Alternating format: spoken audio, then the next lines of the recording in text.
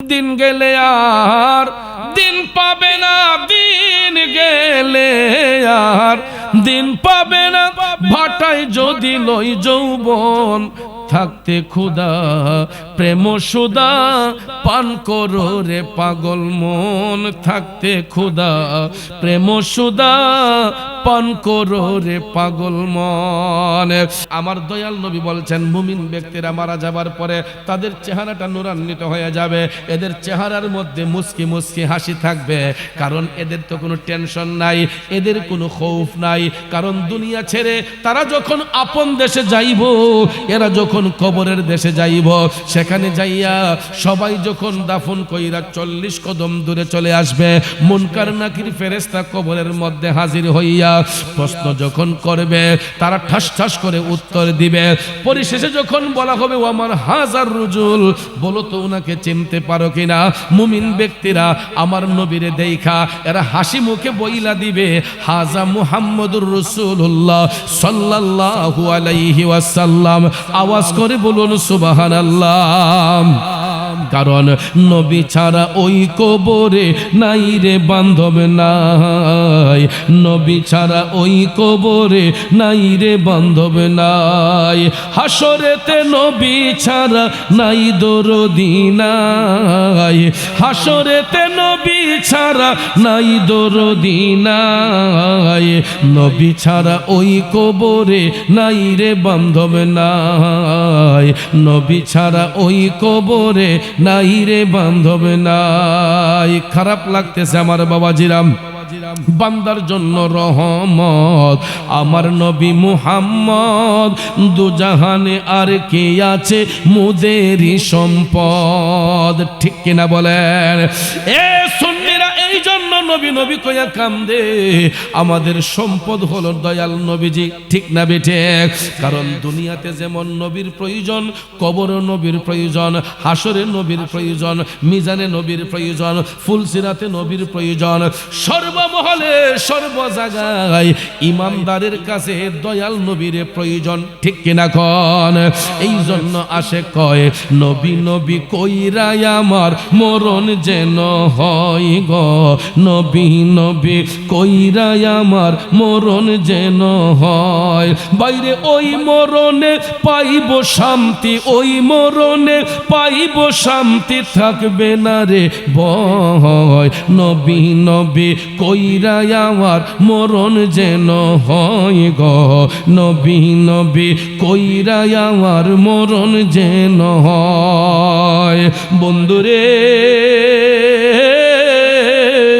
আমার নবীর জন্য কামতে কামতে ইসলামের সুশীতল ছায়ায় প্রবেশ কইরা নবীজির প্রিয় সাহাবী হযরতে আবু বকর সিদ্দিক, হযরতে ওমর রাদিয়াল্লাহু তাআলা আনহু, তারা দুইজন এখনো আমার নবীর পাশে শুয়ে শুয়ে আরাম করতেছেন। ঠিক কিনা কোন? যারা নবীর প্রেমে ফিদা, যারা নবীর গোলামিতে মাশগুল, এদের দুনিয়া তো চিন্তা নাই, আখিরাত তো চিন্তা নাই। ইসলামের প্রথম যুগে ইসলামের সুশীতল ছায়ায় প্রবেশ করিয়া আবু বকর সিদ্দিক, হযরত ওমর, তারা আমার নবীর হুকুমের বাহিরে একটা কদম চলতেন না। সব সময় তারা আল্লাহকে ভয় করতেন, নবীর গোলামি করতেন। কারণ তারা দুইজন ইসলাম গ্রহণ করার আগে তারা মক্কা শরীফের অনেক বড় পাওয়ারফুল ব্যক্তি ছিলেন। ঠিক কিনা কোন? আবু বকর অনেক বড় ব্যবসায়ী ছিলেন, হযরত উমর রাদিয়াল্লাহু তাআলা আনহু অনেক দাপটশীল ব্যক্তি ছিলেন। কিন্তু তারা যখন আমার নবীর কদমে সুপর্দ হয়ে গেলেন, নবীর কদম মুবারকে যখন কোরবান হয়ে গেলেন, তাদের অর্জিত ধন সম্পদ যা কিছু ছিল সব কিছু আমার নবীর প্রেমে কোরবান করে দিয়েছে। আরো আস্তে কোন সুবহানাল্লাহ। ওরে যাহার দনে হইলাম ধনী, যাহার মানে হইলাম মানি, যাহার গুণে হইলাম গুণী, প্রাণে বিশ্বাস রয়া আমার, মুর্শিদ আমার রংমহলে আগ দুয়ারে পারাদার, তাই তো আমি শুইয়া থাকি সংবাদ লই না দুনিয়ার। আমার বাবাজিরা, বন্ধুরা, এত টাকা থাকার পরে, এত সম্পদ থাকার পরেও যেই দিন নবীর উপর ঈমান এনেছেন আবু বকর, হযরত উমর, সেই দিন থেকে তাদের জান মাল, অর্থ সম্পদ, ব্যবসা বাণিজ্য যা কিছু ছিল সব কিছু নবীর কদমে কুরবান করে দিয়েছেন। আবু বকর সিদ্দিক এত বড় ব্যবসায়ী মানুষ, কিন্তু নবীর কদমে কুরবান হইয়া সব কিছু বাইতুল মালে নিয়ে জমা করে দিলেন। নবী গো, আমার বলতে আমার আর কিছু নাই, আমার বলতে আমার আর কিছু নাই, আমার যা কিছু ছিল সব কিছু আপনার কদমে সুপর্দ করে দিলাম। সুবহানাল্লাহ কোন, আরো জোরে কন্যা সুবহানাল্লাহ। মুর্শিদ আছে বাকি দেব বাকি নাই, আমার বলতে আমার আমি, আমার ছবি তুমি বুঝা লইও ও দয়ালো, নিদান কালে পার করিও তুমি মুর্শিদ আমার হইও গো, আরে হাসি মুখে আমায় কুলে লইও ও প্রাণের মুর্শিদ গো, আমি মরলে তুমি দেখা যায়। বন্ধুরে, সাহাবায়ে কেরামের মুর্শিদ ছিলেন রাহমাতাল লিল আলামিন। তারা সব কিছু নবীর কদমে কুরবান করে দিয়ে কয়, ইয়া রাসূলুল্লাহ, আমার বলতে আমার আর কিছু নাই, আমার যা কিছু ছিল নবী গো সব কিছু আপনার কদমে কুরবান করে দিয়েছে। আপনারা বলেন তো রিজিকের মালিক কে? ইজ্জতের মালিক কে? সম্মানের মালিক কে? কিন্তু ওই আল্লাহরে যারা রাজি খুশি করে তাদের রিজিকের কোনো অভাব হয় না, তাদের ইজ্জতের কোনো অভাব হয় না। প্রিয় ভাইয়ের আমার, যে জাতির জন্ম হয় সে জাতির মৃত্যু অনিবার্য। এই জন্য বলা হয়েছে কুল্লু নাফসিন যায়িকাতুল মাউত, প্রত্যেক প্রাণীকে, প্রত্যেক আত্মাকে মৃত্যুর স্বাদ গ্রহণ করতে হবে। দুদিন আগে হোক পরে হোক, মৃত্যু যে আমাদের হবে এটা চিরন্তন সত্য, ঠিক কিনা বলেন? কিন্তু আমরা পৃথিবীর শ্রেষ্ঠ জাতি হওয়ার পরেও আমাদের যে মরণ হবে, এই দুনিয়া যে আমাদের জন্য চিরস্থায়ী নয়, অনেক সময় আমরা ভুলে যাই। কারণ মানুষের দিল পাপ করতে করতে পাথরের চেয়ে শক্ত হয়ে গেছে।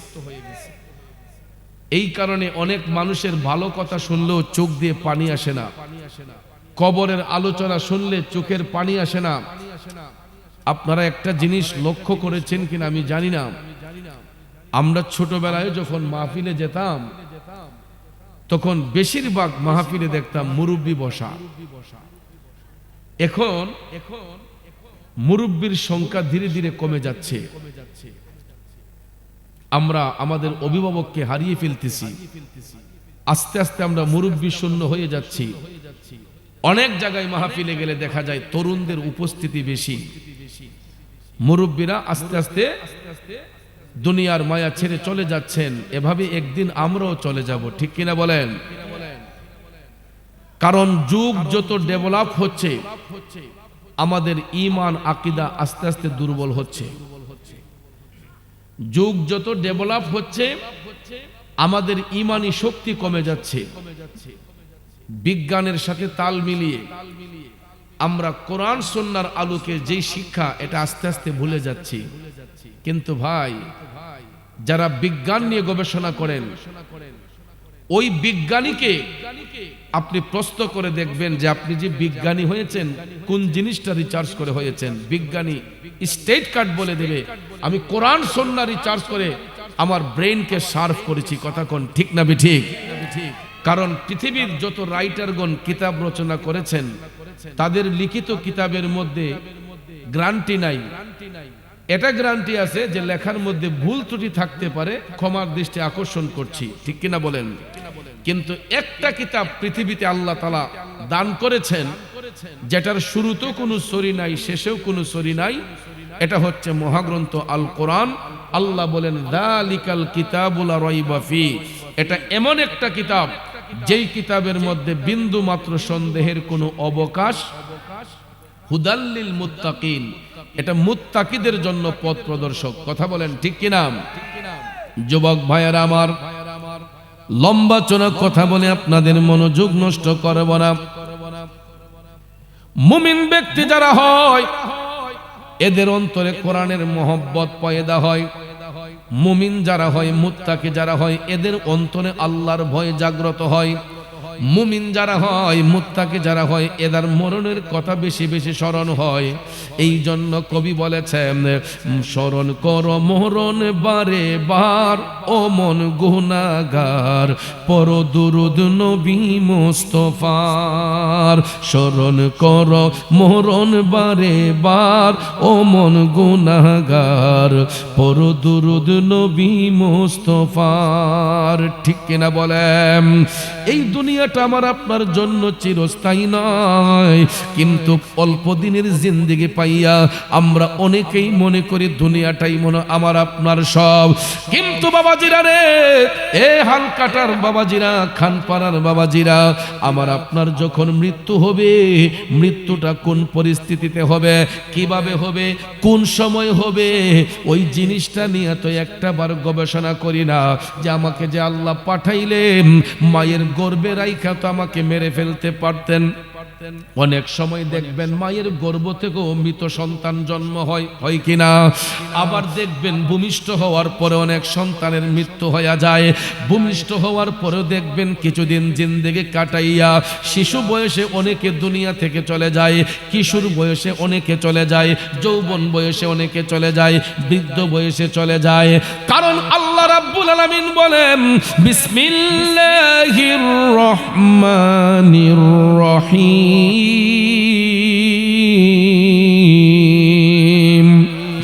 মিনহা খালাকনাকুম ওয়া ফিহা নুঈদুকুম ওয়া মিনহা নুখরিজুকুম তারাতান উখরা। জোরে বলুন ঘোষণাকার। আমার আল্লাহ কয়, বান্দারে স্মরণ রাখো, আমি আল্লাহ যেখান থেকে তোমাদেরকে সৃষ্টি করেছে আবার ওই জায়গার মধ্যে তোমাদেরকে পাঠাইব, শেষ বিচারে আবার ওই জায়গা থেকেই তোমাদেরকে উত্তোলন করব। এ হালকাটার বাবাজিরা, এই হলো আয়াতে পাকের সরল তর্জমা। এই আয়াতে পাকের তাফসির করতে যাইয়া জগৎ বিখ্যাত তাফসির রুহুল বয়ান প্রমাণ করেছে, এই আয়াতে পাকের মাধ্যমে আমার আল্লাহ তিনটা জিনিসের প্রতি গুরুত্ব দিয়েছেন। একটা হলো দুনিয়াতে জন্মগ্রহণ করা, আরেকটা হলো দুনিয়া থেকে চলে যাওয়া, আরেকটা হলো আখিরাতের কথা। এখানে তিনটা স্টেপের আলোচনা আছে। দুনিয়ার জিন্দেগির কথা আছে, কবরের জিন্দেগির কথা আছে, আবার শেষ বিচারের কথা আছে। বন্ধুরা আমার, বাবাজিরা, তাফসিরে রুহুল বয়ান প্রমাণ করে যারা দুনিয়ার মধ্যে জন্মগ্রহণ করে, আমার আল্লাহ রাব্বুল আলামিন এত মায়া করে তাদেরকে বানাইছে, কিন্তু বান্দারা যখন আল্লাহর নিয়ামতের শুকরিয়া আদায় করে না, আল্লাহ যে তারে এত সুন্দর কইরা বানাইছে এই শুকরিয়া যখন আদায় করে না, তখন বান্দা আস্তে আস্তে আল্লাহ বিমুখ হয়ে যায়, সে আস্তে আস্তে দুনিয়ার প্রতি লোভী হয়ে যায়। কিন্তু যদি সত্যি আল্লাহরে ভয় করত, একবার সৃষ্টি তত্ত্ব নিয়ে গবেষণা করত যে আল্লাহ তাআলা কত সুন্দর কইরা আমার আপনারে বানাইছে, কথা কোন ঠিক কিনা? যদিও আল্লাহ বাবার মাধ্যমে মায়ের গর্ভ হতে আমাদেরকে ভূমিষ্ঠ করেছে, কিন্তু আমার আল্লাহ মানুষের প্রতি এত দয়াবান, এত ইহসান করেছেন, কারো চেহারার সাথে কারো চেহারার কোনো মিল রাখেন নাই। একজন বাবা সন্তান জন্ম দেয়, মায়ের গর্ভ থেকে সন্তান ভূমিষ্ঠ হয়, কিন্তু আমার হালকাটা সুলতানপুরের বাবাজিরা গো, ও খানপাড়ার বন্ধুরা, আপনারা দেখবেন কারো চেহারার সাথে কারো চেহারার কোনো মিল নাই, নাকি আছে? কথা কোন আছে? এই জন্য কবি বলেছেন, ওরে এমন সাধ্য কার আছে ভাই এই ঘড়ি তৈয়ার করে, এই ঘড়ি তৈয়ার করে ভাই, লুকাই ঘড়ির ভিতরে ভাই, লুকাই ঘড়ির ভিতরে। এ বন্ধু, এই ঘড়ি দ্বারা দেয়াল ঘড়ি বুঝবেন না, এই ঘড়ি দ্বারা হাতের ঘড়ি বুঝবেন না, এটা দেয়াল ঘড়ি না, হাতের ঘড়ি না। কবি এই ঘড়ি দ্বারা মানুষের দেহটারে বুঝাইছে। মা একটা ঘড়ি, এই দেহ নিয়ে মা চলতেছে। আমার আল্লাহ কেমন কারিগর, এই ঘড়ির ভিতরে আমার আল্লাহ আর একটা ঘড়ি পয়দা করছে। ঠিক কিনা কন? কেমনে মায়ের গর্ভে আমার আল্লাহ সন্তান দান করছে। দেখেন, মার মুখের খাবার সন্তানের মুখের খাবার হয়, মার মুখের খাবার সন্তানের শরীরের পুষ্টি হয়। ওই মায়ের পেটে থাইকা সন্তানটা বড় হইল, 10 মাস 10 দিন থাইকা সন্তানের হাত হয়েছে, পাও হয়েছে, চোখ হয়েছে, নাক হয়েছে, মুখ হয়েছে, অল বডি কমপ্লিট হয়েছে। কিন্তু ভূমিষ্ঠ হওয়ার পরে দেখা যায় যদিও মায়ের নারের সাথে সন্তানের নারের সংযুক্ত ছিল, কিন্তু দুনিয়াতে আইসা নার থেকে যখন, নাভি থেকে যখন নারটা কাটা হয়ে গেছে, তখন দেখা যায় মায়ের চেহারার সাথে সন্তানের চেহারার কোনো মিল নাই, সন্তানের চেহারার সাথে মায়ের চেহারার কোনো মিল নাই। অর্থাৎ আমার আল্লাহ সেই কারিগর, যতগুলা মানুষ বানিয়েছেন ততগুলা রূপ আমার আল্লাহ দান করছে। কথা বলেন ঠিক কিনা? বন্ধুরা আমার, বাবাজিরা গো, এত সুন্দর কইরা বানানোর পরেও এই শুকরিয়া আদায় না কইরা আমরা আল্লাহ তাআলারে ভুলে যাইয়া দুনিয়া নিয়ে ব্যস্ত হইয়া যাই। কে কত বড় হব, কার সম্পদ কিভাবে নষ্ট করব, কিভাবে অন্যের হক নষ্ট করব, কিভাবে আরেকজনের সম্পদ চুরি করে আনব, ছিনতাই করে আনব, ডাকাতি করে আনব, আমরা এই চিন্তা ভাবনায় মগ্ন হইয়া যাই। বন্ধুরে, চিটারি বাটপারি যারা করবে, যারা হারাম খাইবে, অন্যের হক নষ্ট করবে, এদের মৃত্যুর যন্ত্রণাটা ভয়াবহ হইবে। এরা দুনিয়ার জমিনে বেশি দিন থাকবে না রে বাজান। আর যদি এরা ক্ষমতার জোর দেখায়, যেই কোনো সময় তাদের কাছে মৃত্যুর ফেরেশতা চলে আসতে পারে। আমার মদিনার কামলিওয়ালা নবী, মায়ার নবী, দয়ার নবী বলেছেন, জাহান্নামী ব্যক্তি যারা হবে এদের মৃত্যুর যন্ত্রণাটা ভয়াবহ হয়ে যাবে, আর মুমিন ব্যক্তি যারা হবে এদের মৃত্যুর যন্ত্রণা এতটা হবে না।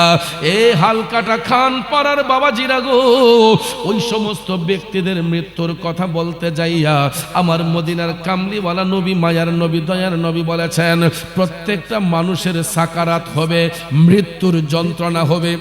ঠিক কিনা কোন? প্রত্যেকটা মানুষের মৃত্যুর যন্ত্রণা হবে, সাকারাত শুরু হবে। কিন্তু ব্যবধান আছে, মুমিনদের বেলায় এক ধরনের, জাহান্নামীদের বেলায় হবে এক ধরনের। আমার কামলিওয়ালা নবীজি, মায়ার নবী, দয়ার নবী বলেছেন, জাহান্নামী ব্যক্তিগুলার যখন সাকারাত শুরু হইয়া যাইব, ওই ব্যক্তিগুলা যখন মৃত্যুর বিছানায় শুয়ে যাইবে, মৃত্যুর ফেরেশতা মালাকুল মউত আজরাইল যখন আসবে তাদের প্রাণ কাড়ার জন্য, আমার দয়াল নবী বলেছেন, আজরাইল আলাইহিস সালামের পায়ের শব্দ শোনার সাথে সাথে ওই সমস্ত জাহান্নামী ব্যক্তিদের মধ্যে হাঁপানি রোগের মতো একটা রোগ শুরু হয়ে যাবে। এরা জোরে জোরে হাঁপাইতে থাকবে। আপনারা লক্ষ্য করে দেখবেন, মৃত্যু যখন ঘনিয়ে আসে, কিছু কিছু মৃত্যু পথের যাত্রীকে দেখলে দেখা যায় এদের একটা শ্বাসটানের মতো রোগ দেখা যায়। ঠিক কিনা কন? আমরা তখন দেখবেন, এটা গ্রামের ভাষায় অনেকে বলে যে টানাত ফুরে রইছে। কি ফুট বলেছে? টানাই পুরে রইছে। এটাকে সাকারাত বলা হয়। কি বলা হয়? সাকারাত বলা হয়। তার মৃত্যুর যন্ত্রণা হচ্ছে। ওই মুহূর্তে দেখবেন, ছেলে যদি ঢাকায় থাকে তাকে টেলিফোন দিয়ে বলা হয়, তাড়াতাড়ি বাড়িতে আস, তোর বাবার শরীর বেশি ভালো না। মেয়েটা যদি স্বামীর বাড়ি থাকে, টেলিফোন দিয়ে বলা হয়, তাড়াতাড়ি আস, তোর আব্বার শরীরটা ভালো না। ছোট ভাই যদি বাহিরে থাকে, টেলিফোন দেয়া কয়, তাড়াতাড়ি বাড়িতে আস, তোর বড় ভাইয়ের শরীর ভালো না।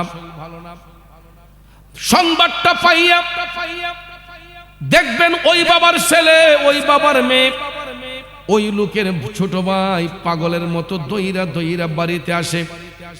আইসা দেখা যায় সবার মধ্যে কান্নাকাটি শুরু হয়েছে।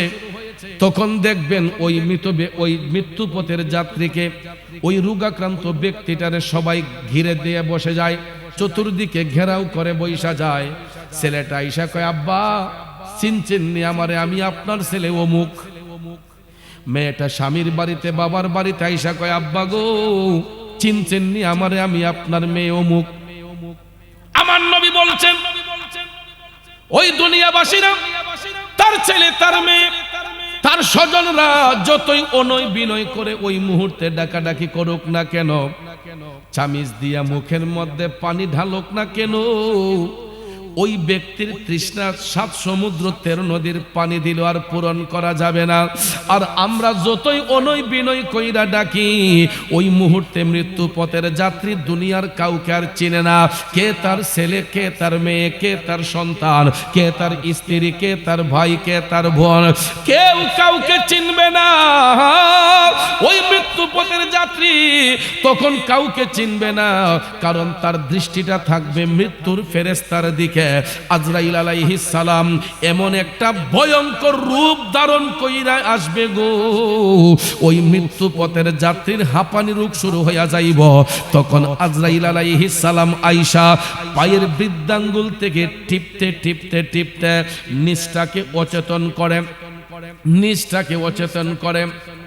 লক্ষ্য করে দেখবেন যাদের সাকারাত হয় এদের দেখবেন মৃত্যু যখন ঘনিয়ে আসে এদের পায়ের সাইড আস্তে আস্তে অচল হয়ে যায়।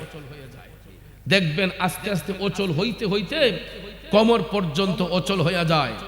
আমার নবী কামলিওয়ালা বলছেন, যখন মৃত্যুর ফেরেশতা তাদের বুকের মধ্যে আইসা যখন একটা ভয়ঙ্কর চাপ মারে, ওই চাপের কারণে তাদের গলা দিয়া ঘের ঘের করে শব্দ বের হয়। আল্লাহু আকবার বলেন। আজরাইল আসিয়া প্রাণ করিব হরণ, হাই গো আজরাইল আসিয়া প্রাণ করিব হরণ। ওরে নিজ গুণে সাহেব আল্লাহ করবা নিবারণ, আমার উপায় কি তখন আমার আল্লাহ নিরঞ্জন, না জানি কে হালে আমার হইব মরণ। বন্ধুরে ও সুলতানপুরের বাবাজিরা গো, ও হালকাটার প্রেমিকেরা, আমার নবী কামলিওয়ালা বলছেন মৃত্যুর ফেরেশতা মালাকুল মউত আজরাইল ওই জাহান্নামী ব্যক্তিগুলাকে টিপতে টিপতে বুকের মধ্যে আইনা এমন একটা ভয়ঙ্কর চিপ মারবে, এদের চোখগুলা উল্টাইয়া যাইবে, গলা দিয়া ঘের ঘের একটা শব্দ বের হবে।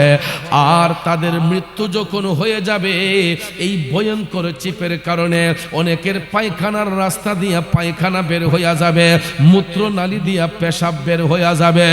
যদি বিশ্বাস না হয়, যদি কোনো মানুষ মারা যায়, যারা মৃত ব্যক্তির লাশ দৌত করে তাদেরকে জিজ্ঞেস করে দেখবেন, লাশ দৌত করতে যাইলে যখন বড়ই পাতার গরম জল দিয়া গোসল দিতে যায়, ওই ব্যক্তিদেরকে জিজ্ঞেস করে দেখবেন কিছু কিছু লাশ দোয়ানোর সময় তাদের পায়খানার রাস্তা দিয়া ময়লা পাওয়া যায়, পেশাবের গন্ধ লঙ্গিতে পাওয়া যায়। ঠিক নি বাজান? যদি বিশ্বাস না হয়, যারা লাশ দৌত করে তাদেরকে জিজ্ঞেস করবে, কারণ আজরাইল আলাইহিস সালামের এই ভয়ঙ্কর থাবায় অনেকের পেশাব পায়খানা বের হইয়া যায়, অনেকের চোখগুলা বন্ধ করার টাইম পাবে না। তখন রাসূল বলেছেন, যদি ব্যক্তিটা জাহান্নামী হয়, বেবিচারী হয়, মানুষের হক নষ্ট করুন না লোক হয়, ওই লোকটার চেহারাটা বিদ্রুপের মতো হয়ে যাবে, চোখগুলা উল্টাইয়া যাবে। দেখবেন কিছু কিছু লাশ দেখলে, একবার দেখলে 3 দিন আর হাউনি চলে না, ভয় লাগে, আতঙ্ক পড়ে। কথা কোন ঠিক না ঠিক? তখন দেখবেন রাস্তাঘাটে হাইটা লোক মুখে কথা শোনা যায় যে যেমন জ্বালাইয়া গেছে মরণ এমন কষ্ট হইছে। কারণ মানুষের জবান তার বন্ধ রাখা যায় না। ঠিক না ঠিক? যে যেমন জ্বালাইয়া গেছে তার মরণ এমন কষ্ট হইছে, ও চেহারাটা একদম ভয়ঙ্কর রূপ ধারণ করছে। এরকম দুনিয়ার মানুষ বলে কিনা? দুনিয়ার মানুষ যতই বলুক না কেন, আসলে এটা আমার আপনার মুখের কথা না, এটা আমার দয়াল নবীর কথা। নবীজি বলছেন ওই জাহান্নামী ব্যক্তিগুলার মৃত্যুর যন্ত্রণা হবে, তাদের মৃত্যুটা কষ্টের সহিত হবে, এবং এরা দুনিয়া ছেড়ে যাবার সময় দুনিয়ার মানুষগুলা তাদেরকে অবজ্ঞা করবে। যদিও সমাজের বাইরে জানাজার মাঠে গিয়া বলা হয় লোকটা কেমন ছিল, ভালো ছিল, কেমন ছিল, ভালো ছিল। ঠিক না ঠিক? এটা কিন্তু সহিহ হাদিস দ্বারা প্রমাণিত। আল্লাহ রাসূল বলছেন, যাকে দুনিয়ার মানুষগুলা ভালো বলে আল্লাহ তাআলা তাকে ভালো বলে গ্রহণ করে। সুবহানাল্লাহ কোন? কিন্তু যতই ভালো বলুক না কেন, কবরের মধ্যে জাহান্নামীদের আযাব কিন্তু মাফ নাই। বাবাজিরা আমার, ওই লোকটার চেহারাটা বিদ্রুপের মতো হয়ে যাবে, চেহারাটা ভয়ঙ্কর রূপ ধারণ করবে। তাদের মৃত্যুর যন্ত্রণা হবে এবং কষ্টের সহিত মরণ হবে। শুধু তাই নয়, আমার রাসূল বলেছেন ওই মৃত্যু পথের যাত্রীর যেই দিন মৃত্যু হইয়া যাইব, দুনিয়াবাসীরা তাকে দাফন করব, কবরের আখিরাতের প্রথম ঘাটটাই হবে কবর। ওই কবরের মধ্যে একটা ইন্টারভিউ নেওয়া হবে। ওই ইন্টারভিউর মধ্যে প্রশ্ন থাকবে কয়টা? জোরে কোন কয়টা? এই 3টা প্রশ্নের মধ্যে একটা প্রশ্ন হবে আমার দয়াল নবীরে নিয়া। যদিও কথাগুলো কমন, কিন্তু ভাইয়ের আমার 3টা প্রশ্নের মধ্যে একটা প্রশ্ন হবে আমার নবীরে নিয়া। মুমিন ব্যক্তিরা দুনিয়াতে নবী নবী কইয়া কান্দে, এরা আখিরাতে গিয়া নবীর দর্শন পাইয়া হাসবে। আর জাহান্নামী বেবিচারী ব্যক্তিগুলা দুনিয়াতে যেমন নবীর জন্য আফসোস করে নাই, নবীর জন্য কান্না করে নাই, এরা কবরে যাইয়াও আমার নবী দেখা চিনবে না। যখন বলা হবে আমান হাজার রুজুল, নবীজির সশরীর মুবারকে দেখাইয়া আমার নবীর সশরীরে কবরে হাজির করে বলা হবে আমান হাজার রুজুল, বলো তোমার রসুলকে চিনতে পারো কি? তখন জাহান্নামীগুলা বলবে লা আদরি, আমরা চিনি না। নাউজুবিল্লাহ কইতেন না? কেমন কমবখ আমার নবী দেখার জন্য কত দিন কাটায়, কত রাত কাটায়। এ নবীর প্রেমিকেরা, ওই জাহান্নামী বেবিচারীগুলা সেই দিন কবরে আমার নবীর দেখার পরেও আমার নবী চিনবে না। না চিনার কারণে মুনকার নাকির ফেরেশতা চলে যাবেন 40 কদম দূরে যাইয়া। আমরা যখন 40 কদম দূরে যাই, মুনকার নাকির আসে। প্রশ্ন করার পরে উত্তর দিতে না পারলে মুনকার নাকির ফেরেশতা চলে যায়। তখন আল্লাহ তাআলা আরো আযাবের ফেরেশতা পাঠাইয়া ওই ব্যক্তিগুলার কবরের মাটিকে 2 পাশ থেকে চাপানো হয়। কি করা হয়? 2 পাশ থেকে চাপানো হয়। সহিহ তিরমিজির বর্ণনা, সহিহ তিরমিজিতে আসছে কবরে রাখার পরে জাহান্নামী ব্যক্তিগুলোকে কবরে রাখার পরে 2 পাশের মাটি চাপতে শুরু করবে। ফেরেশতারা চাপাইতে চাপাইতে ওই জাহান্নামী ব্যক্তির দেহের মধ্যে আইনা তাদেরকে এমন ভাবে দেখবেন, যারা লেদ মেশিনে কাজ করে অনেক জিনিস দেখবেন প্রেসার দিয়ে খুলতে হয়। কথা কোন ঠিক না ঠিক? এদের মধ্যে প্রেসার দিতে হয়, চাপ দিতে হয়। চাপ দিলে দেখবেন অনেক জিনিস চাপ দিলে মরমর হয়ে যায়, গুরু হয়ে যায়। কথা কোন ঠিক না ঠিক? বন্ধুরা আমার মদিনার কামলিওয়ালা নবী বলছেন, মায়ার নবী দয়ার নবী বলছেন, জাহান্নামী ব্যক্তিগুলাকে কবরে রাখার পরে এরা যখন উত্তর দিতে পারবে না, 3টা প্রশ্নের একটা উত্তর যখন করতে পারবে না, কবরের 2 পাশের মাটিগুলা চাপতে শুরু করবে। চাপতে চাপতে চাপতে তাদের দেহের মধ্যে আইনা এমন একটা চিপ মারবো রে, আমার নবী বলছেন ডান পাজরের হাড় গোলাপ বাম পাজরে যাবে, বাম পাজরের হাড় গোলাপ ডান পাজরে যাবে। মুরগের হাড্ডিতে কামড় দিলে যেই রকম মরমর করে ভেঙ্গে যায়, জাহান্নামী ব্যক্তিগুলাকে কবরে রাখার পরে মাটির চাপে তাদের দেহের হাড়গুলা এরকম মরমর করে ভেঙ্গে যাবে। জোরে কি নাউজুবিল্লাহ বলবেন না? শুধু তাই নয় এ বন্ধু, ওই জাহান্নামী ব্যক্তিগুলার কবরের মধ্যে ধাউ ধাউ করে আগুন জ্বলবে। কিয়ামত অবধি পর্যন্ত ওই জাহান্নামী ব্যক্তিগুলাকে কবরে রাইখা আমার আল্লাহ আগুনের তাপ দিবে।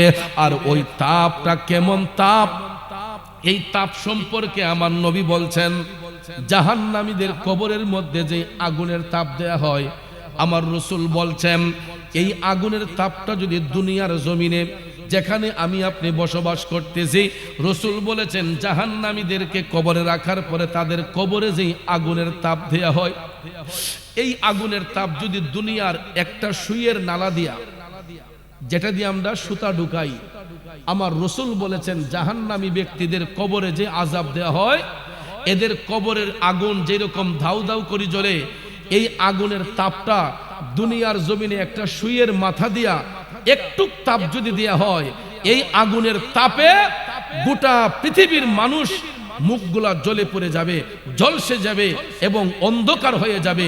চিল্লাইয়া বলেন নাউজুবিল্লাহ। তাই তাইলে চিন্তা করে দেখেন জাহান্নামী ব্যক্তিগুলাকে কবরে রাখার পরে কেমন আযাব আমার আল্লাহ দিবে।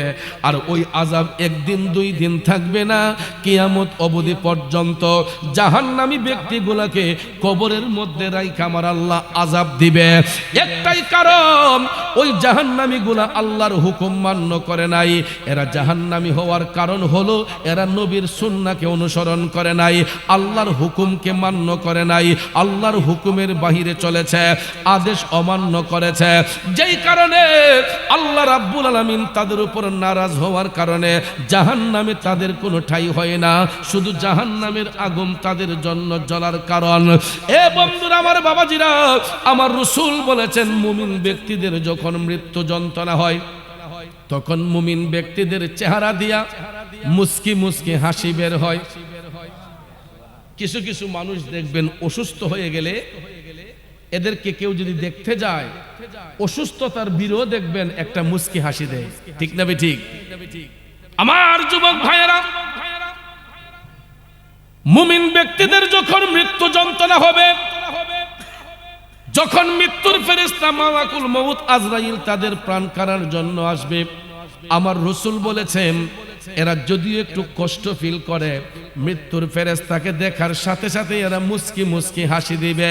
এই কারণে মুমিন ব্যক্তিরা দুনিয়ার জিন্দেগি বেশি দিন চায় না, এরা সব সময় আমার আল্লাহর কাছে এটাই চাই, ইমানের পথে অবিচল থেকে আমার মরণ যেন হয়, ইমানের পথে অবিচল থেকে আমার মরণ যেন হয়। এ নবীর প্রেমিকেরা, মুমিন ব্যক্তিদের মৃত্যুর যন্ত্রণা যদিও হয়, মৃত্যুর ফেরেশতাকে দেখলে এরা মুস্কি মুস্কি হাসি দিবে, কারণ এরা স্টুডেন্ট ভালো। স্টুডেন্ট কি?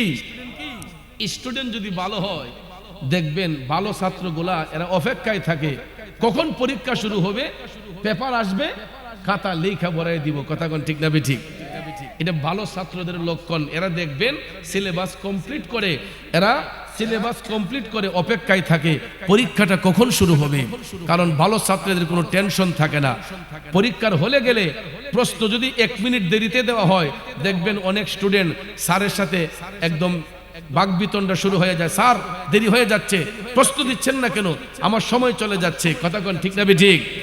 আর গাদা ছাত্র যেগুলা, এরা যদি পরীক্ষা 1 মাস পিছিয়ে যায় এরা খুশি হয়। ঠিক না ঠিক? কারণ গাদা ছাত্র যেগুলা, এদের পরীক্ষা নিয়ে কোনো মাথা ব্যথা নাই। কিন্তু ভালো ছাত্র যারা হয় এদের দেখবেন পরীক্ষা নিয়ে তাদের একটা টেনশন শুরু হয়ে যায়, কত তাড়াতাড়ি পরীক্ষা শুরু হবে, কখন পরীক্ষা ঘোষণা করা হবে। এই জন্য বাজান, মুমিন ব্যক্তি যারা হয় এরা দুনিয়ার জিন্দেগি বেশি দিন চায় না, কারণ মুমিন ব্যক্তিরা ছাত্র ভালো এই কারণে এরা তাহাজ্জুদ পড়েন, এরা ওয়াক্তের নামাজ পড়েন, এরা আল্লাহর জিকির করেন, এরা নবীর দুরূদ শরীফ পড়েন।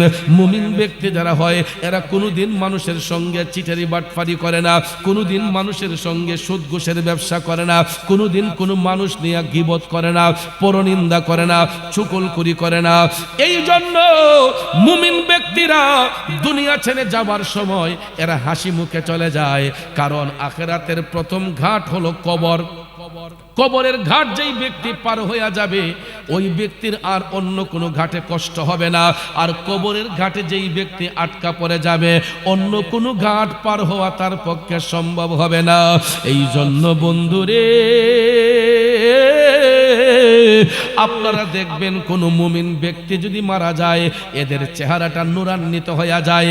এটা আমার আপনার মুখের কথা নয়, আমার দয়াল নবী বলেছেন, মুমিন ব্যক্তিদেরকে মৃত্যুর ফেরেশতা যখন তাদের জানটা কবজ করবে, দেহের মধ্যে হাত স্পর্শ করবে আর চলে যাবে, তাদের কাছে মনে হবে যেন ছোট্ট একটা পিপিলিকা কামড় দিয়েছে। এইটুক ব্যথা হবে, এর চাইতে বেশি ব্যথা হবে না।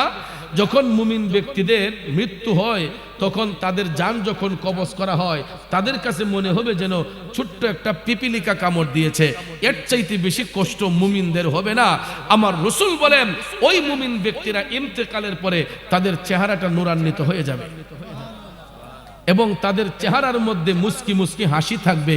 আপনারা দেখবেন লক্ষ্য করে কোনো মুমিন ব্যক্তি, ভালো মানুষ, সমাজে যারা ভালো কাজ করেছে, ওই ব্যক্তিগুলো যখন মারা যায় তাদের চেহারাটা দেখবেন ইন্তেকালের পরে কালো হইলেও নূরান্বিত হয়ে যায়, একটু উজ্জ্বল ভাব হয়ে যায়। আমরা দেখবেন রাস্তাঘাটে বৈশা, দোকানপাটে বৈশা অনেক সময় বলি, আহ লোকটা যেমন ভালো আছিল মরণটাও এমন সুন্দর হইছে। বলি কি বলি না যে ময়রাও যেমন হাস্যা রইছে, কথা কোন এরকম বলি না? এটা আমার আপনার মুখের কথা নয়। আমার দয়াল নবী বলছেন মুমিন ব্যক্তিরা মারা যাবার পরে তাদের চেহারাটা নূরান্বিত হয়ে যাবে, এদের চেহারার মধ্যে মুস্কি মুস্কি হাসি থাকবে, কারণ এদের তো কোনো টেনশন নাই, এদের কোনো খৌফ নাই। কারণ দুনিয়া ছেড়ে তারা যখন আপন দেশে যাইব, এরা যখন কবরের দেশে যাইব, সেখানে যাইয়া সবাই যখন দাফন কইরা 40 কদম দূরে চলে আসবে, মুনকার নাকির ফেরেশতা কবরের মধ্যে হাজির হইয়া প্রশ্ন যখন করবে, তারা ঠাস ঠাস করে উত্তর দিবে। পরিশেষে যখন বলা হবে ও আমার হাজার রুজুল, বলো তো ওনাকে চিনতে পারো কিনা? মুমিন ব্যক্তিরা আমার নবীরে দেইখা এরা হাসি মুখে বইলা দিবে, হাজা মুহাম্মদুর রাসূলুল্লাহ সাল্লাল্লাহু আলাইহি ওয়াসাল্লাম। আওয়াজ করে বলুন সুবহানাল্লাহ। কারণ নবী ছাড়া ওই কবরে নাই রে বান্ধব নাই, নবী ছাড়া ওই কবরে নাই রে বান্ধব নাই। হাসরেতে নবী ছাড়া নাই দরদি নাই, হাসরেতে নবী ছাড়া নাই দরদি নাই, নবী ছাড়া ওই কবরে নাই রে বান্ধব নাই, নবী ছাড়া ওই কবরে নাই রে বান্ধব নাই। খারাপ লাগতেছে আমার বাবাজিরাম, বান্দার জন্য রহমত আমার নবী মুহাম্মদ, দুজাহানে আর কে আছে মুদেরই সম্পদ, ঠিক কিনা বলেন? এ সুন্নিরা এই জন্য নবী নবী কইয়া কান্দে, আমাদের সম্পদ হলো দয়াল নবীজি, ঠিক না বেঠে? কারণ দুনিয়াতে যেমন নবীর প্রয়োজন, কবরে নবীর প্রয়োজন, হাসরে নবীর প্রয়োজন, মিজানে নবীর প্রয়োজন, ফুলসিরাতে নবীর প্রয়োজন, সর্বমহলে সর্ব জায়গায় ইমানদারের কাছে দয়াল নবীর প্রয়োজন, ঠিক কিনা কোন? এই জন্য আসে কয় নবী নবী কইরাই আমার মরণ যেন হয় গো, নবী নবী কইরাই আমার মরণ যেন হয়। বাইরে ওই মরণে পাইব শান্তি, ওই মরণে পাইব শান্তি, থাকবে না রে ভয়, নবী নবী কইরাই আমার মরণ যেন হয় গো, নবী নবী কইরাই আমার মরণ যেন হয়। বন্ধুরে আমার নবীর জন্য কামতে কামতে ইসলামের সুশীতল ছায়ায় প্রবেশ কইরা নবীজির প্রিয় সাহাবী হযরতে আবু বকর সিদ্দিক, হযরতে ওমর রাদিয়াল্লাহু তাআলা আনহু, তারা দুইজন এখনো আমার নবীর পাশে শুয়ে শুয়ে আরাম করতেছেন, ঠিক কিনা কোন? যারা নবীর প্রেমে ফিদা, যারা নবীর গোলামিতে মাশগুল, এদের দুনিয়া তো চিন্তা নাই, আখিরাত তো চিন্তা নাই। ইসলামের প্রথম যুগে ইসলামের সুশীতল ছায়ায় প্রবেশ করিয়া আবু বকর সিদ্দিক, হযরত ওমর, তারা আমার নবীর হুকুমের বাহিরে একটা কদম চলতেন না। সব সময় তারা আল্লাহকে ভয় করতেন, নবীর গোলামি করতেন। কারণ তারা দুইজন ইসলাম গ্রহণ করার আগে তারা মক্কা শরীফের অনেক বড় পাওয়ারফুল ব্যক্তি ছিলেন, ঠিক কিনা কোন? আবু বকর অনেক বড় ব্যবসায়ী ছিলেন, হযরত উমর রাদিয়াল্লাহু তাআলা আনহু অনেক দাপটশীল ব্যক্তি ছিলেন। কিন্তু তারা যখন আমার নবীর কদমে সুপর্দ হয়ে গেলেন, নবীর কদম মুবারকে যখন কোরবান হয়ে গেলেন, তাদের অর্জিত ধন সম্পদ যা কিছু ছিল সব কিছু আমার নবীর প্রেমে কোরবান করে দিয়েছে। আরো আস্তে কোন সুবহানাল্লাহ। ওরে যাহার দনে হইলাম ধনী, যাহার মানে হইলাম মানি, যাহার গুণে হইলাম গুণী, প্রাণে বিশ্বাস রয়া আমার, মুর্শিদ আমার রংমহলে আগ দুয়ারে পারাদার, তাই তো আমি শুইয়া থাকি সংবাদ লই না দুনিয়ার। আমার বাবাজিরা, বন্ধুরা, এত টাকা থাকার পরে, এত সম্পদ থাকার পরেও যেই দিন নবীর উপর ঈমান এনেছেন আবু বকর, হযরত উমর, সেই দিন থেকে তাদের জান মাল, অর্থ সম্পদ, ব্যবসা বাণিজ্য যা কিছু ছিল সব কিছু নবীর কদমে কোরবান করে দিয়েছেন। আবু বকর সিদ্দিক এত বড় ব্যবসায়ী মানুষ, কিন্তু নবীর কদমে কোরবান হইয়া সব কিছু বাইতুল মালে নিয়ে জমা করে দিলেন। নবী গো, আমার বলতে আমার আর কিছু নাই, আমার বলতে আমার আর কিছু নাই, আমার যা কিছু ছিল সব কিছু আপনার কদমে সুপর্দ করে দিলাম। সুবহানাল্লাহ কোন, আরো জোরে কন্যা সুবহানাল্লাহ। মুর্শিদ আছে বাকি দেব বাকি নাই, আমার বলতে আমার আমি, আমার ছবি তুমি বুঝা লইও ও দয়ালো, নিদান কালে পার করিও তুমি মুর্শিদ আমার হইও গো, আরে হাসি মুখে আমায় কুলে লইও ও প্রাণের মুর্শিদ গো, আমি মরলে তুমি দেখা যায়। বন্ধুরে, সাহাবায়ে কেরামের মুর্শিদ ছিলেন রাহমাতাল লিল আলামিন। তারা সব কিছু নবীর কদমে কোরবান করে দিয়ে কয়, ইয়া রাসূলুল্লাহ, আমার বলতে আমার আর কিছু নাই, আমার যা কিছু ছিল নবী গো সব কিছু আপনার কদমে কোরবান করে দিয়েছে। আপনারা বলেন তো, রিজিকের মালিককে, ইজ্জতের মালিককে, সম্মানের মালিককে? কিন্তু ওই আল্লাহরে যারা রাজি খুশি করে তাদের রিজিকের কোনো অভাব হয় না, তাদের ইজ্জতের কোনো অভাব হয় না। বাবাজিরা আমার, আবু বকর সিদ্দিক, হযরত ওমর রাদিয়াল্লাহু তাআলা আনহু এত ধনাঢ্য থাকার পরেও, এত টাকা পয়সা থাকার পরেও সব কিছু যখন নবীর কদমে কোরবান করে দিয়েছেন, তারা কোনো সময় খাবারের তৃষ্ণায়ও কাতর হয়েছেন। খাবারের জন্য একদিন দুই দিন তারা উপবাস থাকতেন। আল্লাহু আকবার কোন। আমরা সকালবেলা খাইলে, দুপুরবেলা না খাইলে মেজাজ গরম হয়ে যায়, কথা কোন ঠিক কিনা? কিন্তু আমার নবীর প্রেমে কোরবান হয়ে যাওয়ার কারণে আবু বকর সিদ্দিক, হযরত ওমর, দুইজনের ঘরের মধ্যে খাবার নাই। এখন খাবারের জন্য তারা কি চুরি করতে পারবেন, ডাকাতি করতে পারবেন, অন্যের হক নষ্ট করতে পারবেন? বন্ধু, কথাগুলা বুঝার চেষ্টা করবেন। হযরতে আবু বকর সিদ্দিক এত বড় ব্যবসায়ী হওয়ার পরেও সব কিছু নবীর কদমে অর্থাৎ জনগণের সেবায় নিয়োজিত কইরা বাইতুল মালে নিয়ে জমা করছেন। এমন সময় দেখা গেছে আবু বকর সিদ্দিকের ঘরের মধ্যে খাবার নাই। একদিন না, টানা 2 দিন খাবার নাই। একইভাবে হযরতে ওমর রাদিয়াল্লাহু তাআলা আনহুর ঘরেও খাবার নাই। পেটের ক্ষুধায় তারা অন্য কারো হক নষ্ট করেন নাই, বরঞ্চ তারা সবর এবং ধৈর্যশীল হইয়া পেটের মধ্যে একটা পাথর বেঁধে নিলেন হযরতে আবু বকর, পেটের মধ্যে একটা পাথর বেঁধে নিলেন হযরতে ওমর। আপনারা বলুন, উম্মতের মনের খবর আমার নবী জানে কি জানে না? আমরা যে এখানে আলোচনা করতেছি, আমার আল্লাহ দেখতেছেন কুদরতের নজরে, আর আমার নবী দেখতেছেন রহমতের নজরে। এই বিশ্বাস আপনাদের আসেনি বাজান?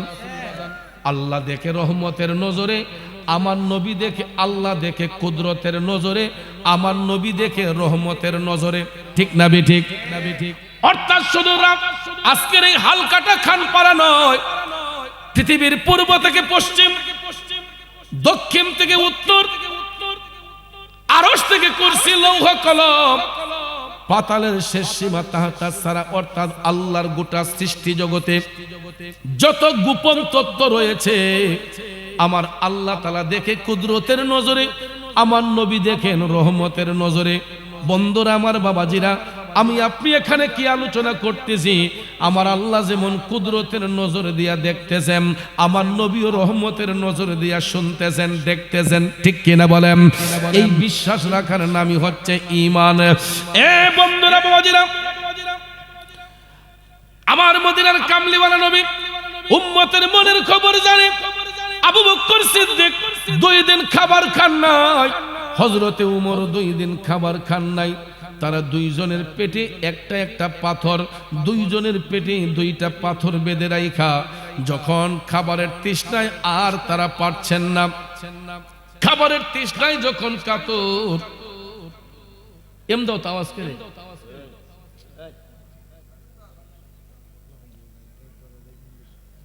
মনোযোগ, আমার রাসূল উম্মতের মনের খবর জানে। ওইদিকে আবু বকর সিদ্দিকের ঘরে খাবার নাই, উমরের ঘরে খাবার নাই, পেটের ক্ষুধায় দুইজনে পেটে 2টা পাথর বেঁধে রাখলেন। 3 দিনের বেলায় যখন আর সহ্য করা যাচ্ছে না, খাবার অন্বেষণে, খাবারের জন্য সাহাবী 2 জন মিলিয়া হযরতে আবু বকর সিদ্দিক রাদিয়াল্লাহু তাআলা আনহু, হযরতে উমর রাদিয়াল্লাহু তাআলা আনহু 2 জনে মিলিয়া তারা চইলা গেলেন আমার দয়াল নবীর দরবারে। দয়াল নবী, আপনার দরবারে আমরা গোলাম হাজির হইয়াছি। মায়ার নবী, আপনার দরবারে আমরা গোলাম হাজির হইয়া। এ নবীর প্রেমিকেরা, হযরতে উমর, হযরতে আবু বকর সিদ্দিক রাদিয়াল্লাহু তাআলা আনহু 2 জনে মিলিয়া দয়াল নবীর কদম মোবারকে গিয়া হাজির। সালাম দেওয়ার পরে আমার রাসূল সালামের জবাব দেয়া দেখা যায় তারা বলার আগেই আমার নবীর চোখের পানি মুবারক টপ টপ করে পড়তেছে। এমন সময় হযরত আবু বকর সিদ্দিক রাদিয়াল্লাহু তাআলা আনহু কান্দে, নবী গো, ইয়া রাসূলুল্লাহ, আপনার চোখের পানি মুবারক পড়তেছে কেন নবী গো? হযরতে উমরে কিভাবে বলে ফেললেন, ইয়া রাসূলুল্লাহ, আপনি কাঁদেন কেন, কি হয়েছে নবী গো? দয়াল নবী ডাক দিয়া কই, আবু বকর রে, উমর, তোমরা কয়দিন ধরে খাও না, কয়ক তো খাও না, আমি রাসূল জানি। উমর পাথরটা খুলো, আবু বকর পাথরটা খুলো। এই কথা বলতে তো তারা অবাক হয়ে গেলেন, কারণ কাপড়ের নিচে পাথরটা তো পেটে যে বেঁধে রাখছেন, উপরে তো শরীয়তের ঢাকনা আছে। কথা কোন ঠিক না ঠিক? আমার রাসূল তো তখন তাদের বাড়িতে ছিলেন না, কিন্তু 2 দিন উম্মত খায় নাই, আমার রাসূলের কাছে খবর আছে না নাই? আমাদের ঘরে কখন কি করতেছি না করতেছি আল্লাহ যেমন কুদরতের নজর দিয়ে দেখেন, আমার নবী রহমতের নজরে খবর রাখে কি রাখে না? আমরা কয়বার রাখছি? আমরা নবীর কথা কয়বার স্মরণ রাখছি? এ নবীর প্রেমিকেরা, ইত্তাকুল্লাহ, এখনো সময় আছে, আল্লাহরে ভয় করো। হুব্বে মুস্তাফার প্রেম, নবীর মহব্বত অন্তরে পয়দা করো।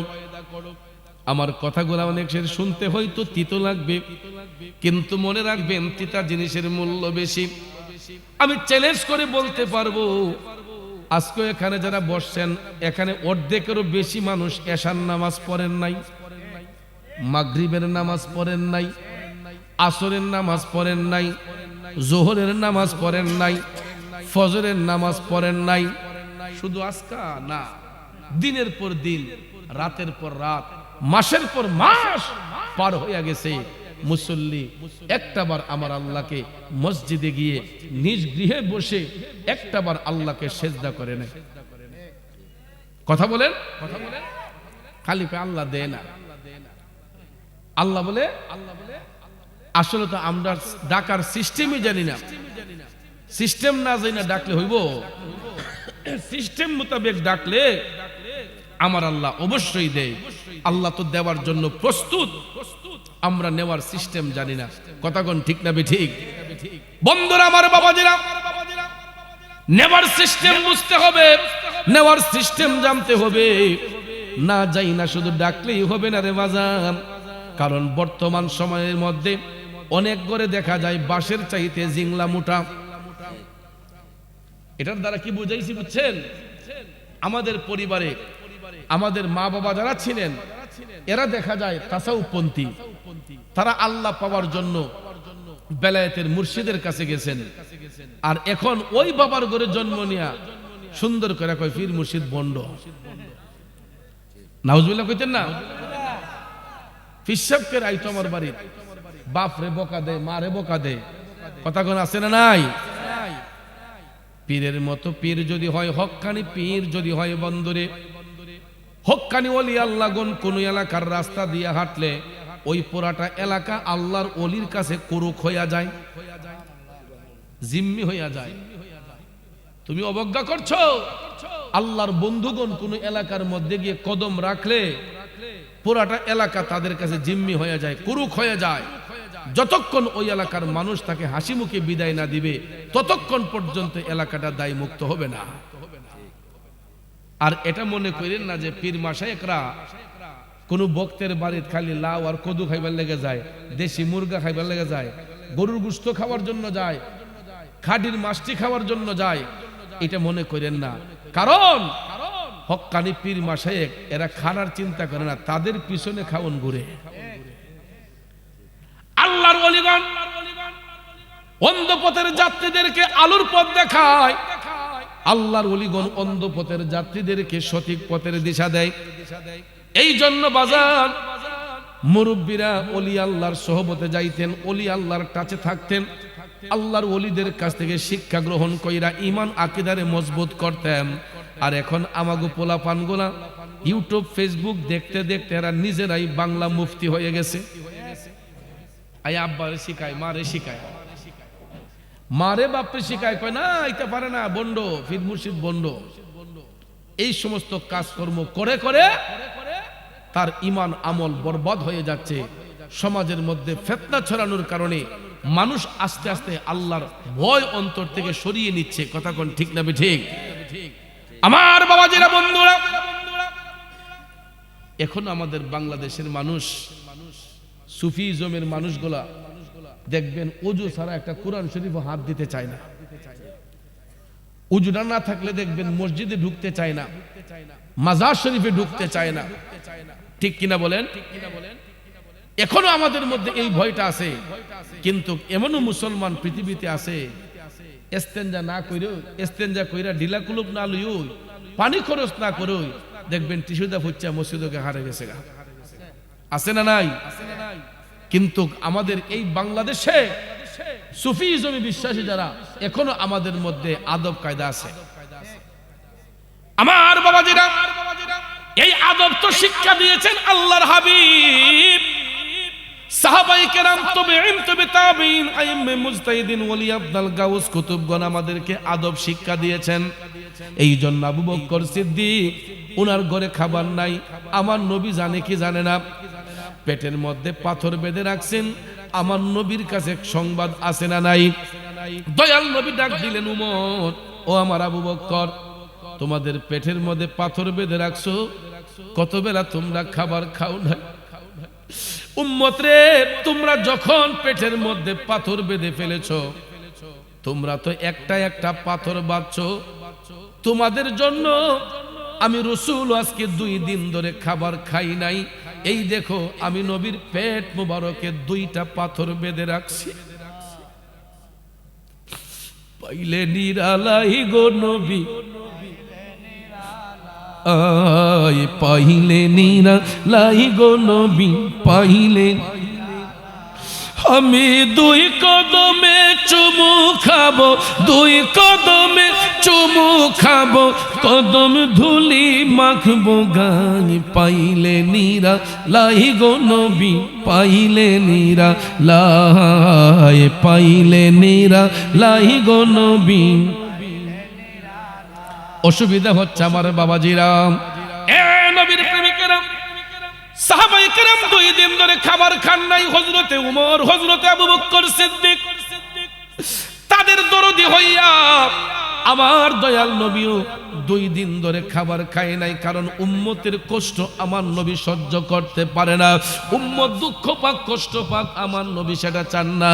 দয়াল নবীর পেট মোবারকের মধ্যে 2টা পাথর বেঁধে রাখছেন। আপনারা বলেন আমার নবীর কাছে খাবারের কোনো শর্ট আছে, কমতি আছে? আমার আল্লাহ তো সব কিছু নবীর কাছেই দিয়ে রাখছেন বন্টন করার জন্য। যেহেতু বন্টনের দায়িত্ব আমার নবীর কাছে, আমার নবী চাইলে যেটা শস্য পরিমাণ এটারও কোটি গুণ বাড়াইয়া দিতে পারেন কিনা?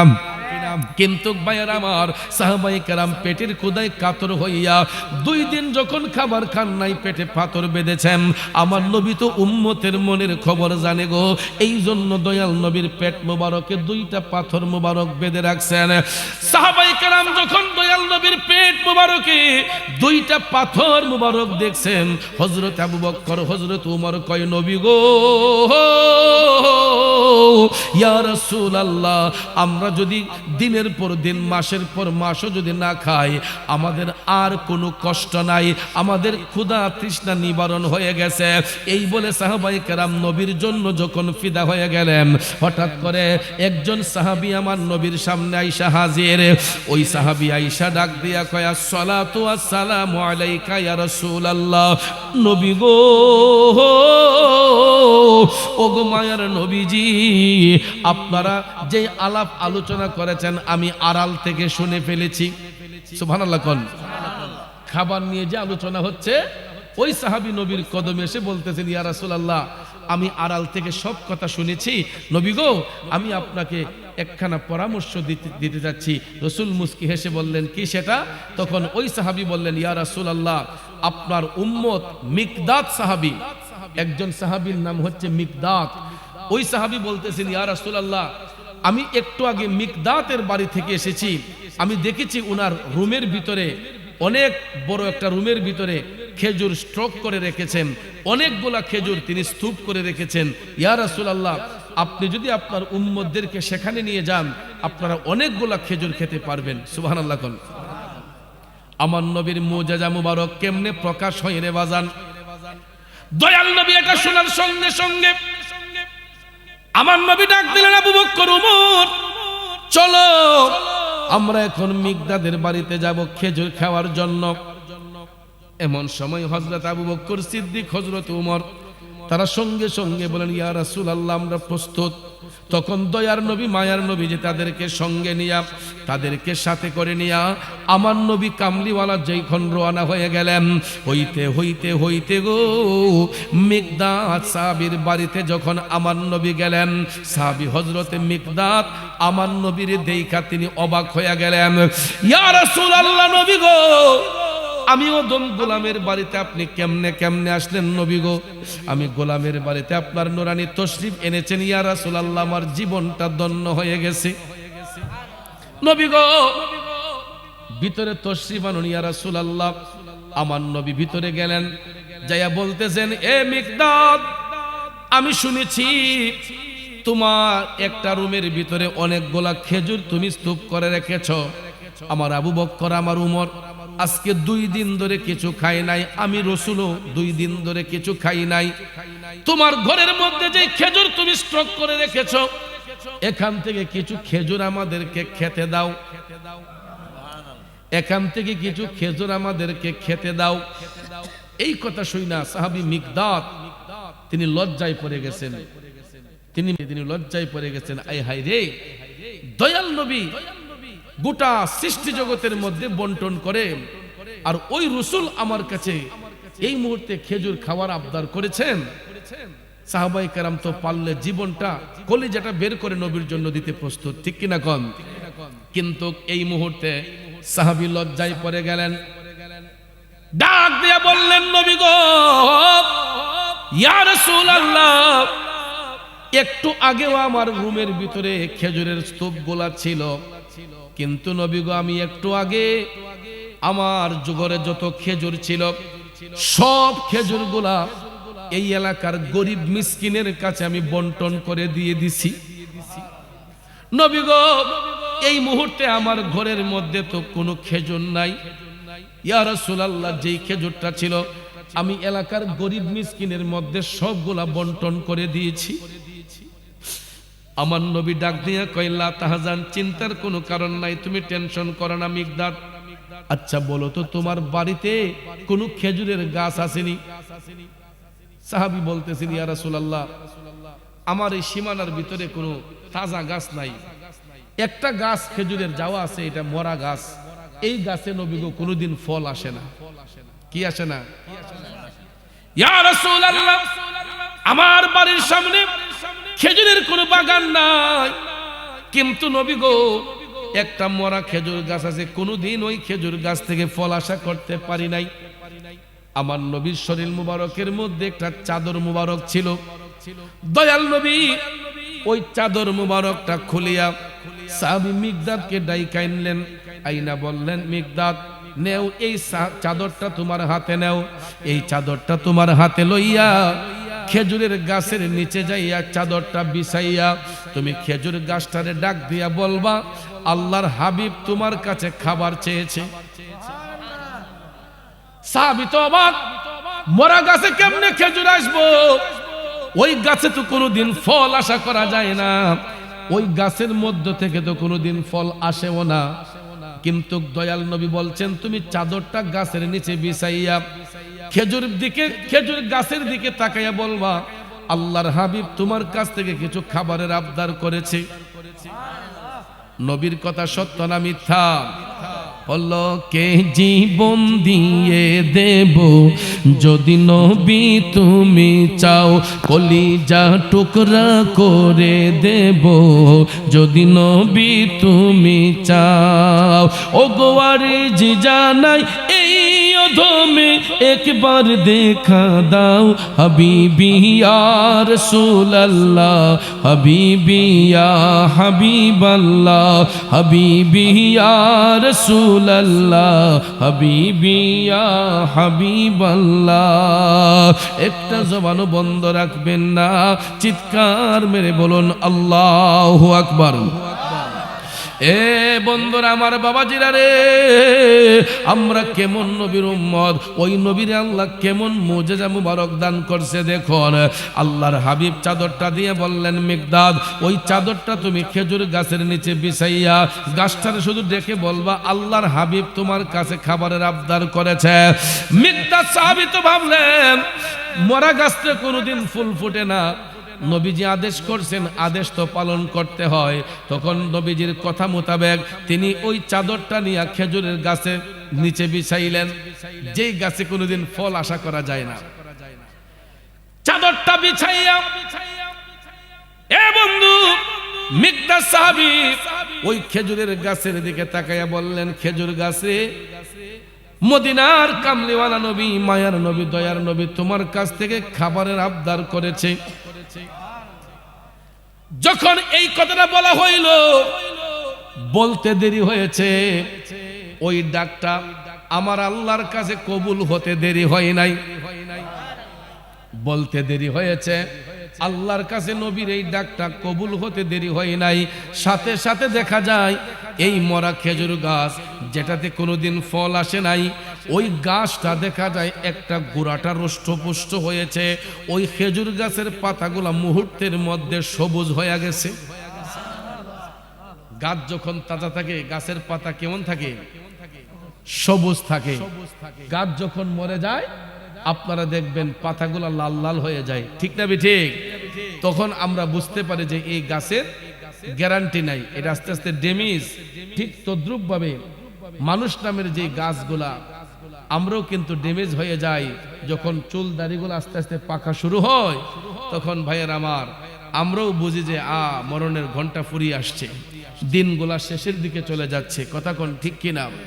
যেই কারণে কবি বলছেন দিন গেলে আর দিন পাবে না, দিন গেলে আর দিন পাবে না, ভাটায় যদি লই যৌবন, থাকতে ক্ষুধা প্রেম সুদা পান করো রে পাগল মন, থাকতে ক্ষুধা প্রেম সুদা পান করো রে পাগল মন। এ নবীর প্রেমিকেরা,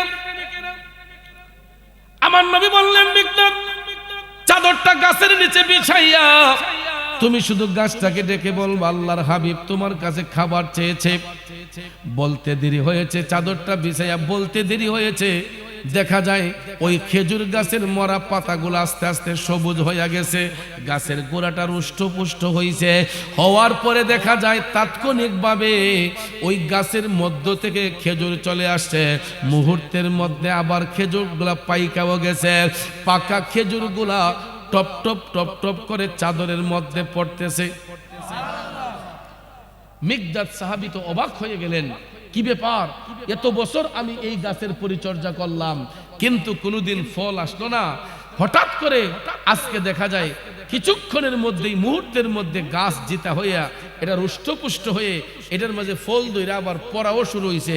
পড়তে পড়তে পড়তে পুরা চাদর খেজুরে ভরপুর হয়ে গেছে, পুরাটা চাদর খেজুরে ভরপুর হয়ে গেছে। এমন সময় সাহাবী মিকদাদ যখন দেখলেন চাদরটা একদম ভরপুর হয়ে গেছে, তিনি দুই পাশের থেকে আস্তে আস্তে চাপাইতে শুরু করলেন। চাদরের মাথায় ধরে চার কোণার মধ্যে ধইরা তিনি জমাইয়া, এখন ইডা কান্দলিয়া হাইটটা আসতে পারতেছেন না, অনেক কষ্ট হইতেছে। তিনি কান্দে কইরা এই খেজুরগুলা নিয়া আমার নবীজির কদম মুবারকে আসলেন। নবীর প্রেমিকেরা, নবীজির কদম মুবারকে আইসা মিকদাদ সাহাবী বললেন, নবী গো, আপনার শান ও মান কত ঊর্ধ্বে মহান মালিকের দরবারে। নবী গো, ইয়া রাসূলুল্লাহ, আমরা আপনার কথা মোতাবেক চাদরটা যখন গাছের নিচে বিছাইলাম, নবী গো, আমরা দেখতে পাইলাম মুহূর্তের মধ্যেই ওই গাছটা তাজা হইয়া গেছে, ওই গাছের পাতাগুলা সবুজ হইয়া গেছে, ওই গাছ থেকে আস্তে আস্তে ফল আসা শুরু হয়েছে। নবী গো, আমি দেখলাম চাদরটা যখন ভরপুর হইয়া গেছে খেজুরে, আস্তে আস্তে জমাইয়া ফেলি। ইয়া রাসূলুল্লাহ, জমা করার পরেও ওই খেজুর আমার কাঁধে নিয়ে হাইটা আসতে কষ্ট হয়েছে, কিন্তু নবী গো, আমি যদি চাদরটা খুলে রাখতাম আরো মনে হয় কিছু খেজুর পাইতাম। আমার নবী বললেন, শুধু কিছু খেজুর না, তুমি যদি চাদরের চারি মাথা যদি না জমাইতা, চারি কোণা যদি না জমাইতা, কিয়ামত অবধি পর্যন্ত ওই গাছের খেজুর টপ টপ করে পড়তে থাকতো। গোটা পৃথিবীর মানুষগুলা এই গাছের খেজুর খেয়ে তৃপ্তি মেটাতে পারত। আমার নবীর কথা সত্য না মিথ্যা? রাসূল বললেন যে যদি চাদরের মাথা যদি না জমাইতা, কিয়ামতের আগ পর্যন্ত এই গাছ থেকে খেজুর পড়তো, গোটা দুনিয়ার মানুষ খাইয়াও কমাইতে পারতো না।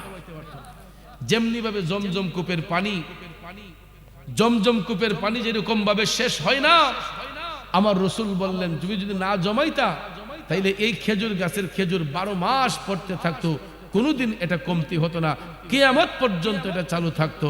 তখন ভাইয়ের আমার সাহাবাই কেরাম মিনতি করে আল্লাহর হাবিব সাল্লাল্লাহু আলাইহি ওয়াসাল্লামকে বলতেছেন যে ইয়া রাসূলুল্লাহ, আমরা আর কোনোদিন ইবাদতের মধ্যে বিঘ্নতা সৃষ্টি করব না, আর কোনোদিন আমরা সত্যের পথ থেকে দূরে যাব না।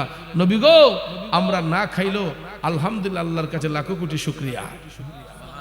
কারণ রিজিক খাইলেও দেখবেন, অনেক সময় খাইলেও দেখবেন পেট ভরে না, 5 মিনিট পরে আবার পেটে ক্ষুধা লেগে যায়। আবার কিছু কিছু মানুষ দেখবেন এক বেলা হালাল ভাবে খাইছে, বাকি 2 বেলা অনেক সময় দেখবেন পেটের ক্ষুধা এতটা অনুভব হয় না। পাইলে আলহামদুলিল্লাহ রিজিক খাইলাম, না পাইলে আলহামদুলিল্লাহ চলে। কিন্তু আবার কিছু কিছু মানুষ দেখবেন 2 আলি 3 আলি ডিম ডাম খাইলায়, 2-4 আলি কলা জাগাত বিয়ে খাইলায়, আছে না? হাই রে মুখে রুচি রে, খাইয়া বললা 2 বেলা সেটা আছে না? নাই এমন। কিন্তু রিজিক দিয়েছেন কে? ওই রিজিক খাইয়া নিয়ামতের শুকরিয়া আদায় করা লাগে না। কোন কোন মানুষ দেখবেন মাহফিলে আসে, তাবারুক করছে, দিনের বেলা খায়। এই আমি শরীফ ভাইয়ের সাথে রাগ করছি গত বছরও, প্রতি বছরই কই যে দিনও খাওয়ানটা বাতান খেলে রাত্রে মানুষ হয় না, তো দিনের বেলা খাইয়া দাঁত মাত খিলাইয়া এরপরে বাইদগা না হতে ঘুমা। কথা কোন ঠিক না ঠিক? আর রাত্রে বেলা ওয়াজ মাহফিল হয়, দেখা যায় সাইডের মধ্যে ফুলাফান ঘুরে, দোয়ার সময় প্যান্ডেল জাম।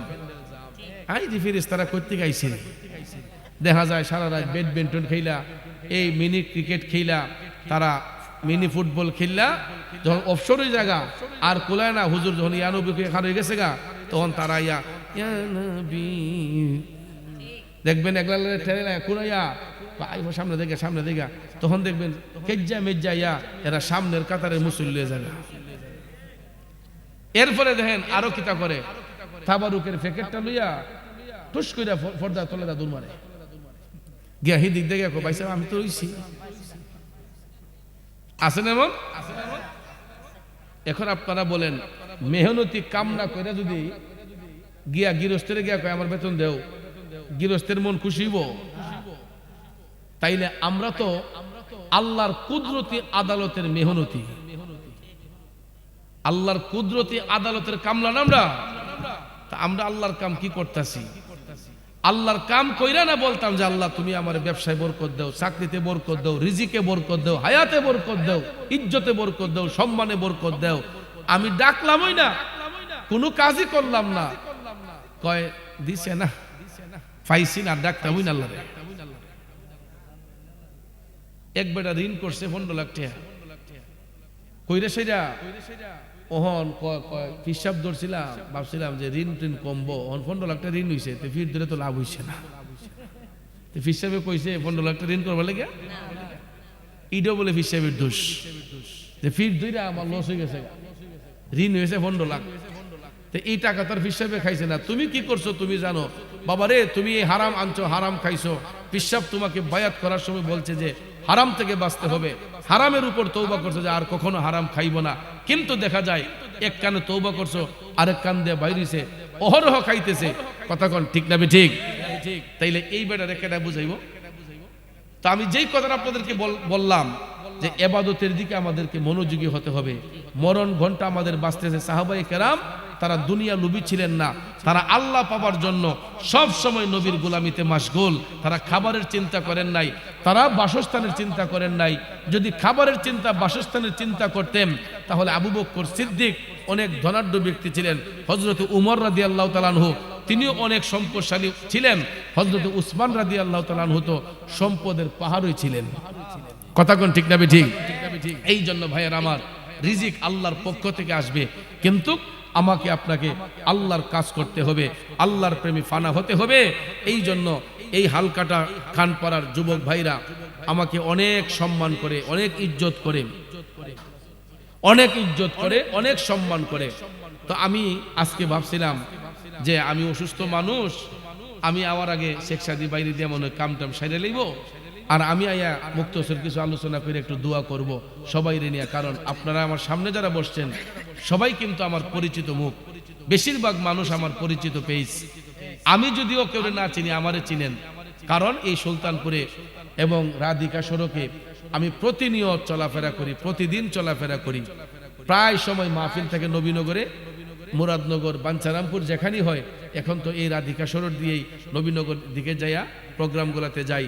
অনেক সময় বাস স্ট্যান্ডে, সিএনজি স্ট্যান্ডে যাদেরকে পাই, অনেক যুবক ভাইয়েরা টান দিয়ে নেয়, হুজুর একটা চা খান না, হুজুর একটা পান খান না। অনেক দোকানে চা খাইলে, পান খাইলে আমার বিল নেয় না, না হুজুর এটা নিতাম না আমার পক্ষ থেকে। তো এই যে একটা মহব্বত, এই মহব্বত কিন্তু টাকা পয়সার মহব্বত না, এটা মনের মহব্বত। ঠিক কিনা বলেন? এটা টাকার মহব্বত না, এটা মনের মহব্বত। তো যেরকম আপনারা মন দিয়ে আমাকে মহব্বত করেন, আমিও মন ভরে আপনাদের জন্য দোয়া করি। আপনাদের আমলে, ইলমে, রিজিকে আল্লাহ যেন অফুরন্ত বরকত দান করে। সব সময় মালিকের দরবারে এই দোয়া করি। আর বিশেষ করে সুলতানপুর আমার শরীফ ভাইয়ের দোকানে যখন বসি, আব্দুল জব্বার স্টোরের মধ্যে যখন বসি, তখন ভাইয়েরা আমার অনেক ভাইদের সাথে দেখা হয়। বিরামপুরের, হালকাটা, এরপরে খানপাড়ার, শাহপুরের অনেক ভাইদের সাথে সাক্ষাৎ হয়, কথাবার্তা হয়। তো আমি আশা থেকে আপনারা বেজার হইছেন। তো দেখেন আজকের মাহফিলটা, এটা কততম বার্ষিক? 31তম বার্ষিক। গত 30তম বার্ষিক মাহফিলে অনেকেই ছিলেন, আজকে নাই। তাইলে গত 30তম বার্ষিকের মোনাজাত ছিল তাদের জীবনের শেষ মোনাজাত। আর আজকে 31তম বার্ষিক মাহফিলে আমরা যারা বসছি, যদি খোদাই না করে দুনিয়া থেকে চলে যায়, আগামী 32তম বার্ষিক মাহফিল আসার আগে যদি চলে যায়, তাইলে আজকের এই 31তম বার্ষিক মাহফিলের মোনাজাত হবে আমার আপনার জীবনের শেষ মোনাজাত। এই জন্য মোনাজাতের মধ্যে আমরা চোখের পানি ছাড়ার চেষ্টা করব। আল্লাহর কাছে বিনয়ী হইবেন। আল্লাহর কাছে বিনয়ী হইলে আল্লাহ বান্দারে ফিরাইয়া দেয় না। আপনারা দেখেন ফকিরে ভিক্ষা করতে যখন যায় দেখবেন গিয়া স্যার দেন না, স্যার দেন না। আমরা অনেক সময় এই যাও বলি না, ফকির যখন বারবার গিয়া ভিক্ষা করে, স্যার দেন না, স্যার দেন না, স্যার গাড়ির গ্লাসে গিয়া স্যার দেন না, দেন না, এই যাও। অনেক সময় মাথা ফাঁক দিচ্ছে নাকি, আবার কয় স্যার দেন না, স্যার দেন না। 3-4 বার ধমক দেওয়ার পরে যখন যায় না, তখন দেখবেন ব্যাগের থেকে একটা নোট টান দিয়াও ওইলো ফকিরের বিদায় করি। কথা ঠিক না ঠিক? যার এইটা যাইতো না, এটা শেষর বন্দা, না দেওয়া পর্যন্ত যাইতো না। তখন দেখবেন বারবার বিরক্ত করার পরেও আমরা দেখবেন না পাই রইলো, তখন কটা টিহা দিয়া কই যা, এরপরে বিদায় হয়। ঠিক তদ্রুপ ভাবে বারবার বারবার আল্লাহর কাছে চোখের পানি ছেড়ে কানবেন, আল্লাহ দেন আমাকে, আল্লাহ তুমি আমার গুনাহ মাফ করো, আল্লাহ তুমি আমার জীবনের গুনাহ মাফ করো। আল্লাহ কইবো যা, পারতাম না, বারবার করে মাফ চাইবেন। আল্লাহ কইবো যা, বারবার করে চাইবেন। তখন আল্লাহ কইবো আরে আমার নাম না রহমান, আমার নাম তো রহিম, আমার নাম তো গাফফার। আমি না বলেছিলাম তাকনা তুমি রহমাতিল্লাহ, যে বান্দারে পাহাড় পরিমাণ গুনাহ করলো আমার রহমত থেকে নিরাশ হবি না। তখন বারবার কইরা শেষর বান্দার মতো আল্লাহর কাছে গিয়া যখন বিনয়ী হইমো যে আল্লাহ তুমি আমারে মাফ করো, আল্লাহ তুমি আমারে ক্ষমা করো, বারবার করে যখন বলবেন, একবার আল্লাহ রহমতের নজরে চাইয়া আমাকে আপনাকে মাফ করে দিবে। তাইলে বাজান সবসময় দোয়ার সময় হাসি ঠাট্টা করেন না। আমি প্রায় মাহফিলে দেখি অনেক পোলাপানে তাবারুক লিয়া দৌড়াদৌড়ি করে, পারাপারি করে, আর দোয়ার সময় হাসি ঠাট্টা কইরা মাহফিলটাকে বরকত নষ্ট করে ফেলে। আর দোয়াও মুখুল ইবাদত, দোয়া হইছে ইবাদতের মগজ। এই জন্য দোয়ার মধ্যে কখনো হাসবেন না, চোখের পানি ছাড়বেন, বিনয়ী হইবেন। কারণ মাহফিল হওয়াতে হলে আমরাই খুশি না, এলাকার কবরবাসী রুহুগুলো আজকে চাইয়া রইছে কখন তাদের সন্তানগুলা ওয়াকুর রাব্বির হামহুমা কামা রব্বায়ানি সগীরা, এই শব্দটা কখন বলবে, কবরবাসী রুহ অপেক্ষা করতেছে। আজকে কবরবাসী রুহ ধন্য, এরা সন্তানগুলো আজকে মাহফিলে বসছে, তাদের আত্মার মাগফিরাত কামনা করবে।